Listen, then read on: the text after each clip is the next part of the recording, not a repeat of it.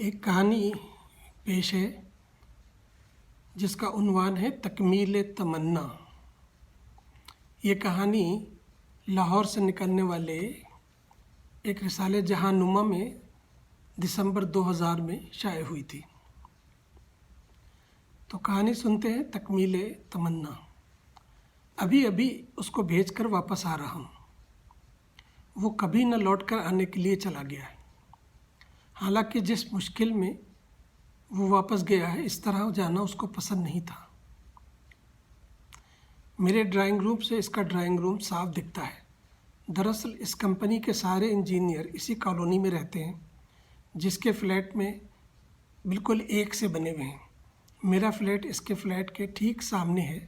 دونوں کے صدر دروازے ایک ہی کوریڈور میں کھلتے ہیں، اس لیے ایک دوسرے کے وہاں روز ہی بیٹھک رہتی تھی۔ اس وقت اس کے گھر کی بتی بجھی ہوئی ہے۔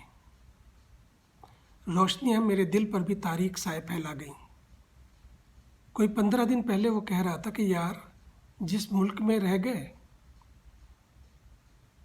بس رہ گئے، وہیں کے ہو گئے۔ یہ آنے جانے کا تصور ہی تھکا دیتا ہے۔ لیکن پھر رک کر بولا، وہاں گھر پر سب لوگ انتظار بھی تو کر رہے ہوں گے۔ پتہ ہے تم کو، بہت بڑا خاندان ہے، بڑے چاہنے والے لوگ ہیں، اس لیے واپس تو جانا ہی ہوگا، چاہے کسی حال میں بھی جائیں۔ ابا بڑے شریف تھے اور ساتھ ہی بڑے دبنگ بھی۔ جو کہہ دیا وہ پتھر کی لکیر۔ سارا خاندان ان کی بات مانتا تھا، اور کیوں نہ مانتا ہو۔ کسی کی شادی کروا دی، کسی کے بچے کو گھر میں رکھ کر پڑھوا دیا۔ ہاتھ ہمیشہ کھلا رہتا تھا دینے کے لیے، اس لیے کبھی کچھ جوڑ نہ سکے۔ اور جب برے دن آئے تو بڑی الجھن کھاتے تھے۔ اس روز عجیب باتیں وہ دہرا رہا تھا، جیسے اس کی ساری زندگی کی یادیں لائن بنا کر اس کے سامنے آن کھڑی ہوئی ہوں۔ ایک دم سے وہ زور زور سے ہنسنے لگا۔ ہنستے ہی اس پر بہت زور کا کھانسی کا دورہ پڑا۔ میں نے پانی پلا کر اس سے کہا، اب چپ بھی رہو۔ وہ مسکراتے ہوئے بولا، یار پردیس میں تم ہی تو پھنسے ہو میری باتیں سننے کے لیے۔ تم نے پوچھا نہیں کہ میں اتنی زور سے ہنسا کیوں تھا۔ پھر خود ہی بولا کہ ابا اسپتال میں بھرتی تھے۔ ایک روز جب میں وہاں پہنچا تو انہی نے اسپتال کی چادر پھاڑ کے اس کی چٹیں بنا دی۔ نرس نے مجھ سے شکایت کرنے کی کہ بابا کو رات بڑا غصہ آ گیا تھا۔ میں جب ان کے بیڈ تک پہنچا تو وہ مجھے بہت خفا نظر آئے۔ کہنے لگے، مجھ کو یہاں جنرل وارڈ میں ڈال رکھا ہے، پرائیویٹ وارڈ میں شفٹ کرا دو۔ وہ کچھ ایسا مشکل نہ تھا کیونکہ میں تو سرکاری افسر تھا، اس لیے تمام خرچہ مجھے سرکار سے مل جاتا۔ لیکن مشکل یہ تھی کہ ان کے ساتھ رہنے والا کوئی نہیں تھا۔ ہمارا خاندان بہت بڑا ہے، اس لیے شاید تعلق کی ڈور ذرا کمزور پڑ گئی۔ جنرل وارڈ میں یہ آسانی تھی کہ سامنے لگی ہوئی میز پہ تمام رات کوئی نہ کوئی ڈاکٹر یا نرس ڈیوٹی پر رہتی، اور کئی میرے دوست بھی تھے، اس لیے میں رات گھر پہ بتا سکتا تھا۔ صبح آفس میں شکل دکھا کر پھر واپس ان کے پاس پہنچ جاتا۔ یار ایسا کیوں ہوتا ہے؟ پھر تھوڑی دیر چپ رہ کر وہ بولا، تم جاؤ۔ میں نے بہت ضد کی پر وہ مانا نہیں۔ مسکراتے ہوئے بولا، تم پہنچو، میں تم کو فون کرتا ہوں۔ بس پھر رات کو اگر ضرورت پڑی تو صرف LND کا بٹن ہی دبانا پڑے گا، ہمارا دروازہ لاک نہ کرنا، مجھے بھیج کر ہی جانا۔ وہ دوسری صبح مجھے پارکنگ میں انتظار کرتا ہوا ملا۔ کہنے لگا کہ آج ڈرائیو کرنے کا موڈ نہیں ہے، اس لیے تم مجھے سائٹ پر چھوڑ دینا۔ میں نے کہا، آج مت جاؤ، تو بولا کہ یار لیٹنے سے بڑی وحشت ہوتی ہے۔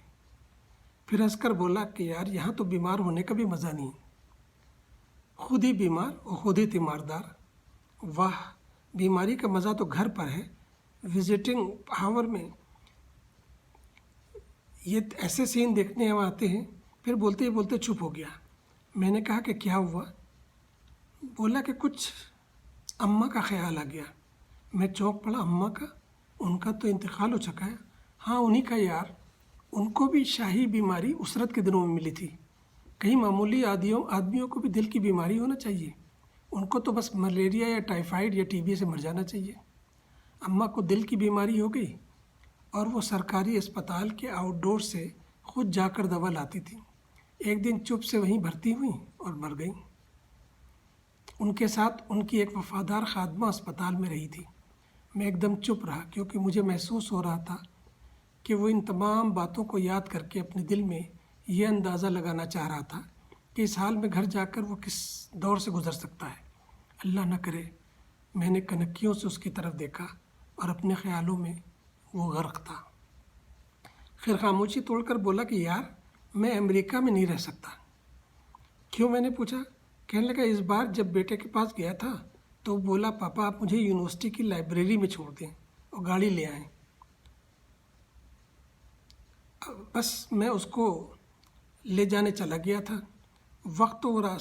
جاتے وقت وہ راستہ بتاتا رہا لیکن پھر واپسی پہ راستہ ہی نہیں ملتا تھا۔ بہت ٹھنڈ تھی اور بارش بھی ہو رہی تھی۔ ایک عجب نروسنس ہونے لگی۔ 1-1.5 گھنٹہ بھٹک کر پھر یونیورسٹی پہنچا تو یہ معلوم نہ تھا کہ وہ کس لائبریری میں ہے۔ وہاں پہ 5 لائبریریز تھیں۔ بہرحال شکر ہے کہ دوسری میں وہ مل گیا۔ چابی اس کے حوالے کر کے ایک دم سکون کی سانس لی۔ امریکہ اصل میں اولڈ ایج میں بسنے کی جگہ نہیں ہے، اور دوسری بات یہ ہے کہ وہاں ہمیشہ سے رہتے ہوتے تو الگ بات تھی۔ پھر وہ کھو سا گیا۔ تھوڑی دیر بعد کہنے لگا کہ پتہ ہے اب میرے بیٹے نے کہا ہے کہ اسے پیسے بھیجنے کی ضرورت نہیں، اس نے پارٹ ٹائم جاب کر لیا ہے اور اس سے وہ اپنا خرچ نکال سکتا ہے۔ شکر ہے، میں نے کہا۔ اس نے پھر چپ سادھ لی۔ میں اس کے تمام حالات سے بخوبی واقف تھا کیونکہ ایک عرصہ ہو گیا تھا ساتھ رہتے رہتے۔ ایک اچھی نوکری، اچھی فیملی رہی تھی، لیکن وہ عجب حساس شخص تھا۔ یہی کہتا تھا کہ اس نے نرم دلی اپنی ماں سے پائی۔ جیسا کہ وہ بتاتا تھا اس کی ماں ہر کام کے لیے خاندان بھر میں مانی جاتی تھی، اس لیے ڈاکٹر اسے لوگ جگ ماں کہتے تھے، اور اس میں وہ اپنی تکلیفوں کا بھی احساس نہیں کر سکتی تھی۔ یہی حال اس کا تھا۔ وہ بھی اس سے بھی جو کچھ کہتا وہ جھٹ مان لیتا اور اس کے نتائج کی ذمہ داری اپنے سر لے لیتا تھا۔ پچھلے سال وہ کہہ رہا تھا کہ یار یہاں اب بہت رہ لیا، اب میرے اوپر کوئی ذمہ داری بھی نہیں ہے، جتنے پیسے اب جمع ہو گئے ہیں ان کو کہیں لگا دے گا اور اس کے نفع سے آرام سے زندگی گزار دے گا۔ ساتھ ہی وہ چھوٹا سا کچھ کام بھی کر لے گا خود کو مشغول رکھنے کے لیے، اور خوشی خوشی وہ عید منانے کو گھر گیا تھا۔ جب واپس آیا تو بڑا اضمحلال اس کے چہرے پہ تھا۔ میں نے پوچھا کہ کیا ہوا، کچھ کامیابی نہیں ملی؟ وہ مسکرا کر بولا نہیں، کامیابی تو بہت ملی، اس بار بہت شاندار کام کر کے آیا ہوں۔ وہ کیا؟ میں نے پوچھا۔ کہنے لگا کہ ایک گھر خرید لیا ہے۔ وہ کیوں؟ میں نے پوچھا۔ تمہارے پاس تو ایک اچھا سا گھر رہنے کو تھا۔ کہنے لگا بھائی بڑی خواہش ہوتی ہے عورت کی کہ وہ اپنے شوہر کے بنائے ہوئے گھر میں رہے۔ میں بھی کتنا بیوقوف تھا کہ سارے تو اور کام کرتا رہا لیکن اس کے لیے گھر نہ بنا سکا، جو تمام عمر ساتھ رہا، خود کو میرے لیے مٹا ڈالا۔ کتنے کا گھر تھا؟ بس اتنے پیسے کا تھا جتنے میرے پاس تھے، سو کچھ کھلا بھی نہیں۔ میں نے پوچھا پھر اس واپسی کے پروگرام کا کیا ہوا؟ اس نے جھٹ مسکراتے ہوئے کہا کہ بھائی جس میں رہتے وہ بولا کہ ایک ملٹی اسٹوری کمپلیکس وہاں بنوا دوں گا۔ تم بناؤ گے؟ میں نے پوچھا۔ وہ پھر ایسا، ارے بھائی اس میں بہت سے کرایہ دار بسے ہیں اور ہمارا قانون ایسا ہے کہ گھر گر جائے مگر کرایہ دار کو ہٹایا نہیں جا سکتا ہے۔ میرے بس میں کہاں ہے؟ پھر کچھ نہیں۔ آج کل وہاں کچھ ایسا سسٹم ہے کہ ان لوگوں نے کنسٹرکشن کمپنیاں کھول رکھی ہیں جو پستول، بندوق اور چاقو کھلے عام چلا سکتے ہیں۔ یا تو آپ اپنی جائیداد ان کے ہاتھ بھیج دیں یا ان کو دے دیں، وہ بنوا دیں گے اور پکڑی کی رقم سے اپنا خرچ نکال کر آپ کو بنا بنایا کوئی فلیٹ اس میں سے دے دیں گے، یا کوئی دل چاہا تو اپنے پاس بھی کچھ کا حصہ رکھ لیں گے۔ تم کو کیا ملے گا؟ میں نے پوچھا۔ نئی بنائی بلڈنگ اور ان کے کرایہ داروں کو ہٹنے سے دل کا سکون بھی، یا میرے جذبہ انتقامی کو سکون ملے گا۔ وہ ہنس کے بولا، دیکھتے نہیں کہ فلموں میں اینگری مین جب بدماش کو پیٹتا ہے تو پبلک کیسی تالیاں بجاتی ہے، اور ہم تو ہیں ہی ایک عام آدمی۔ میں سوچنے لگا کہ عجب عالم اپنے پشتینی گھر کی حفاظت کے لیے بدماشوں کا سہارا چاہیے۔ ایک روز شام کو جب میں اس کے پاس پہنچا تو وہ سوپ پی رہا تھا اور ٹوسٹ بھی کھاتا جا رہا تھا۔ مجھے دیکھتے ہی بولا کہ سوپ پیو گے؟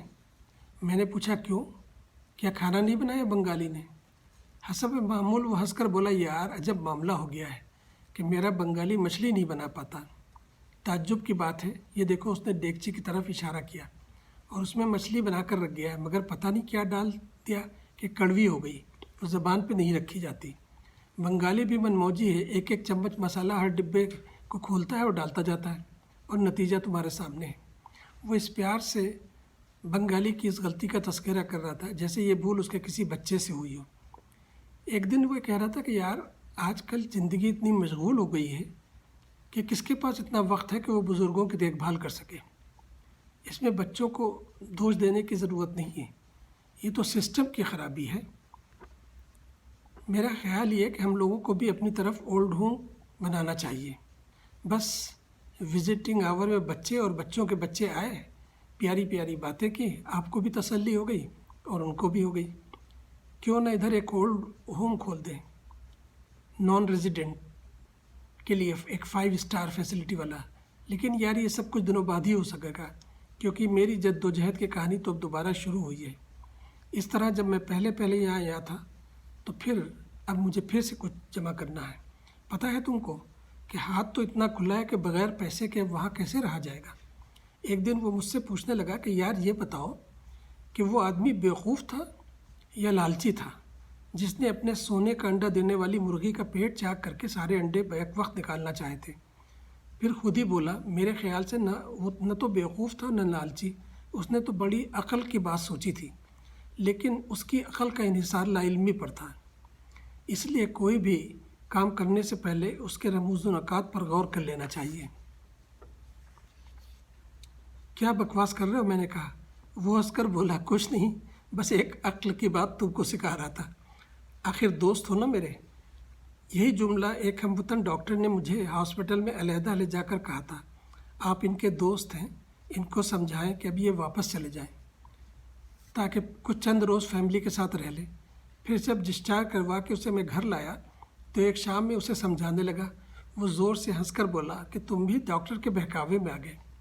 مجھے اس کی بات سن کر بڑا غصہ آیا۔ وہ مجھے چمکارتا ہوا بولا دیکھو یار، مجھے معلوم ہے ڈاکٹر نے دن گن دیے ہیں، وہاں مجھے بہت چاہنے والے لوگ ہیں، پورا خاندان ہے، اس طرح جاؤں گا کہ ان لوگوں کو کم سے کم اس کرب سے گزرنا پڑے۔ یقین رکھو میں ڈبے میں بند ہو کر نہیں جانا چاہتا، لیکن وہ تو ہمیشہ ہی سے دوسروں کا کہنا مانتا آیا تھا، اس لیے موت کا کہنا کیوں کر نہ مانتا۔ اپنی مرضی کے خلاف اسے لوہے کے تابوت میں سیل کر کے ایئرپورٹ پہنچا کر آ رہا ہوں، لیکن اس کی آخری خواہش ضرور پوری کی جائے گی۔ اس کی نماز اس چھوٹے سے میدان میں پڑھائی جائے گی جو اس کے پرانے گھر سے ملحق مسجد کے سامنے ہے۔